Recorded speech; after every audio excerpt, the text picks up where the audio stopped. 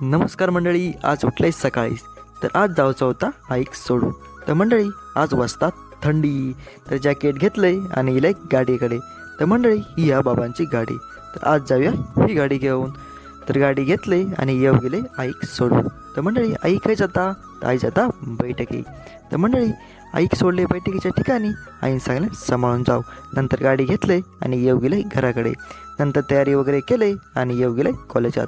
तर आज सरांनी पहिला आमका टी व्हीवर मेगरबद्दल माहिती दिल्याने नंतर प्रत्यक्ष मेगरचा उपयोग काय हा, कसं वापरतात आणि काय काळजी घेऊ होई ती समजावून सांगल्याने.